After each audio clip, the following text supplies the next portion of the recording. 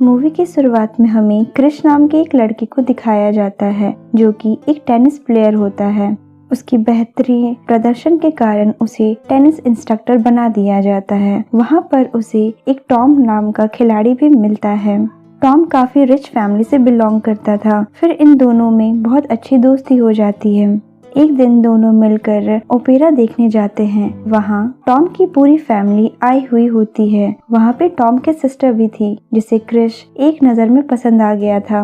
इसके बाद क्रिश का टॉम के घर आना जाना काफी होने लगा। वहाँ टॉम की बहन क्लोई क्रिश को जानने में इंटरेस्ट दिखाने लगी, उसके बारे में पूछने लगी। फिर उसे पता चलता है क्रिश एक बहुत ही साधारण मिडिल क्लास फैमिली से बिलोंग करता है, पर वो अपनी मेहनत और काबिलियत के साथ आज वो टेनिस का इंस्ट्रक्टर बना है।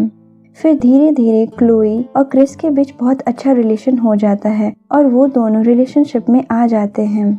फिर क्रिश की बहन उसे अपनी कंपनी में जॉब देने के लिए अपने पापा से बात करने के लिए जाती है। वहाँ टॉम के पापा भी इस बात के लिए मान जाते हैं और क्रिश को अपनी कंपनी में नौकरी के लिए हाँ कह देते हैं। और कुछ दिन बाद क्रिश ऑफिस जाने लगता है। वहीं एक दिन दिखाया जाता है कि टॉम की फियांसे नोला क्रिश के साथ मिलती है। फिर क्रिश को पता चलता है टॉम की फियांसे एक एक्ट्रेस थी, पर काम ना मिलने के कारण अभी ऐसे ही बैठी हुई है। क्रिश को नोला काफी अट्रैक्टिव लगती है और वो उसे घूरने लगता है और उसकी ओर अट्रैक्ट होने लगता है। फिर एक बार रात को डिनर के लिए टॉम, उसके सिस्टर, क्रिश और नोला सब मिलकर डिनर पे जाते हैं। और अगले दिन सुबह क्रिश नोला से मिलता है और एक रेस्टोरेंट में जाके दोनों बातें करने लगते हैं।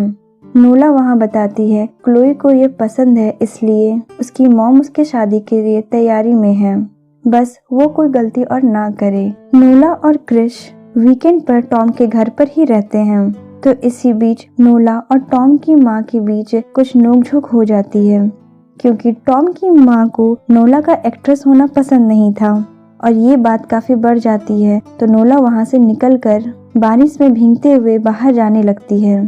तभी क्रिश को ये सब देखकर अच्छा नहीं लगता है और वो भी बाहर उसे मनाने के लिए चला जाता है। और जब क्रिश उसे मनाने की कोशिश करता है तो हिट ऑफ द मोमेंट में दोनों एक दूसरे को किस कर लेते हैं और दोनों इंटीमेट हो जाते हैं। लेकिन इस इंसिडेंस के बाद नोला क्रिश को इग्नोर करने लग जाती है और जब क्रिश उससे बात करने की कोशिश करता है तब नोला कहती है हम दोनों किसी और के लिए बने हैं और उन दोनों का उस दिन इंटीमेट होना सिर्फ एक गलती थी और कुछ नहीं। ये सब सुनकर क्रिश क्लोई से शादी कर लेता है और शादी के कुछ ही दिन बाद टॉम से उसे पता चलता है कि उसने नोला को छोड़ दिया है, क्योंकि उसकी मॉम को नोला बिल्कुल भी पसंद नहीं थी। ये सब सुनकर क्रिश को नोला के लिए कुछ कुछ होने लगता है। वो काफी कोशिश करता है कि वो नोला से किसी तरह कांटेक्ट कर सके, लेकिन उसका कहीं से भी पता नहीं चल पाता है। अब टॉम की शादी उसके दूर के किसी कजन से हो जाती है। वहीं एक दिन क्रिश क्लोई के साथ गैलरी में जाता है तो उसे वहाँ नोला दिख जाती है। क्रिश उससे कहता है उसे ढूंढने की उसने काफी कोशिश की थी। तो नोला उससे कहती है कि वो ये टाउन छोड़कर काफी दिनों से बाहर रह रही थी। ये सब सुनकर क्रिश नोला से उसका नंबर मांगता है। तो नोला उसे मैरिड होने की बात कहकर पहले तो उसे नंबर देने से इनकार कर देती है, लेकिन उसके बार बार कन्विंस करने से वो अपना नंबर दे देती है। जिसके बाद क्रिश अक्सर नोला के अपार्टमेंट में इंटीमेट होता था। कुछ दिनों तक ये सिलसिला ऐसे ही चलता रहा। फिर नोला को भी उसके लिए फीलिंग्स आ जाती है और वो क्रिश के लिए सीरियस होने लगती है। वहीं दूसरी तरफ क्लोई भी क्रिश के साथ बेबी के लिए प्लानिंग्स करने लगती है, लेकिन ये लोग सक्सेस नहीं हो पाते। फिर कुछ दिन बाद दिखाया जाता है कि नोला क्रिश को कहती है कि वो प्रेग्नेंट हो गई है, इसलिए वो चाहती थी कि क्रिश क्लोई को डिवोर्स देकर इसके साथ शादी कर ले। फिर क्रिश इस बारे में काफी सोचता है और ये परेशानी उसे खाई जा रही थी। वो काफी दिन तक डिस्टर्ब हो जाता है कि वो क्या करे। फिर वो अपने फ्रेंड से एक सजेशन लेता है और उसे सब कुछ बताता है कि वो क्लोई को नहीं छोड़ सकता। अब तो उसे प्रमोशन भी मिल गया है, तो क्रिश का फ्रेंड भी उसे यही एडवाइस देता है कि वो नोला को भूल जाए, वरना तीनों की लाइफ बर्बाद हो जाएगी। फिर इसके बाद दिखाया जाता है कि क्रिश अपने फादर इन लॉ का गन चुरा कर उस गन के साथ नोला की बिल्डिंग पर पहुंचता है, जहाँ वो केबल देखने के बहाने बगल वाले घर पे घुस जाता है, उसे शूट करके मार देता है।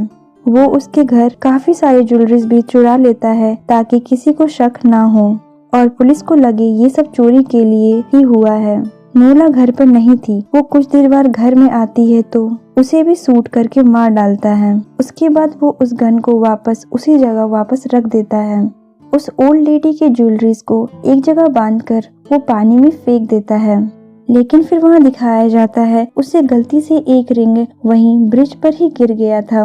और जब नोला की मौत के बारे में टॉम और बाकी लोगों को पता चलता है तो उन्हें काफी बुरा फील होता है।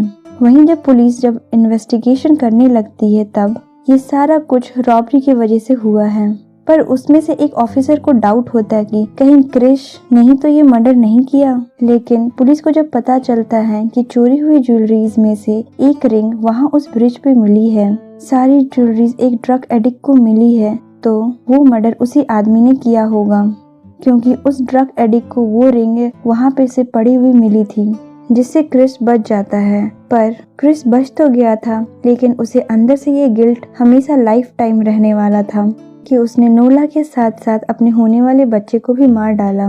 और बस यहीं पे ये मूवी एंड हो जाती है।